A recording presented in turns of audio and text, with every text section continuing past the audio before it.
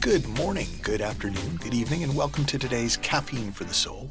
If you enjoy the podcast, please do take a minute to rate and review it on your podcast station of choice. And today, the title might not have been as clear as it could have been. But what I want to talk to you about today is gratitude. And the reason that the title is Thank You for the Yucky Sweater is because as a kid, I apparently was not sufficiently grateful to the level that the grown-ups around me thought I should be. So I was told and taught that I had to express gratitude, and say thank you for things. And my response as a little kid, I'm not suggesting it was mature, I was a little kid, was that when they made me do it, I became famous for this particular line in my family. So one year I got a yucky sweater and I did my job and I said, thank you for the yucky sweater. And this became a thing in my world. And so I grew up, I'd hear about how helpful gratitude was and how healthy gratitude was and how you should keep gratitude journals and how much better your life would be if you were grateful. And even with the law of attraction, that if you're grateful, then more is added unto you. And I couldn't do it because I so associated the idea of gratitude with having to lie about my experience. And I had so much thinking about it that it took years for me to kind of wade through the I should be grateful, but I'm not, but I should be, but I'm not, that where I got to is almost comical to me now. Because what I've come to see about gratitude is that it's the most natural thing in the world. That if I take even a minute to reflect on how much of my life I have by grace, not by works, of how much of who I am and what I've done has happened not as a result of my hard work, but because for whatever reason, I was able to do it. People showed up that were interested in what I was doing. And I start to fill up with the feeling of gratitude.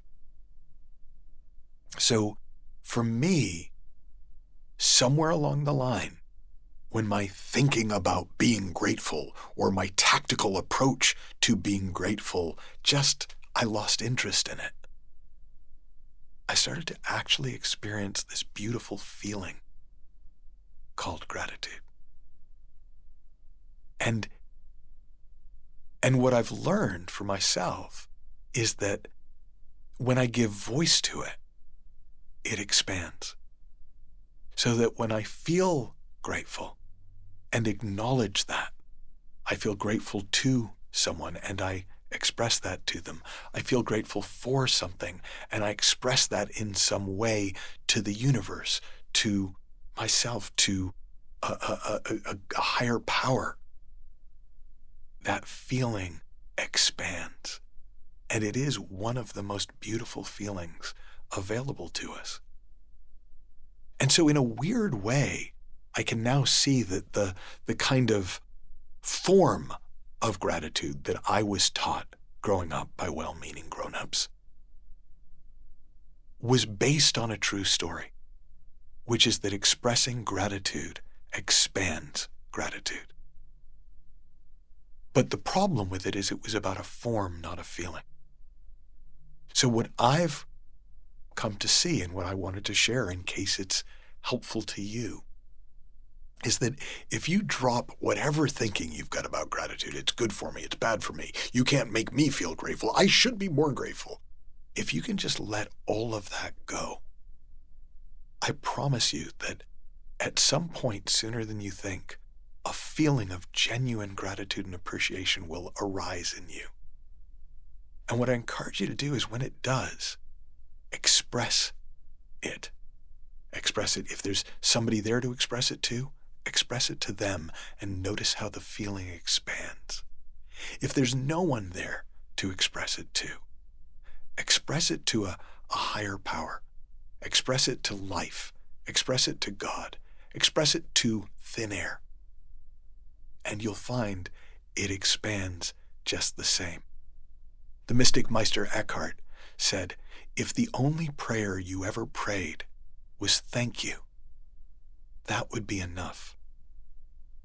But I think the caveat to that would be, if the only prayer you ever prayed was to feel gratitude, and in the moment of feeling it, you expressed it by saying thank you, that would be enough.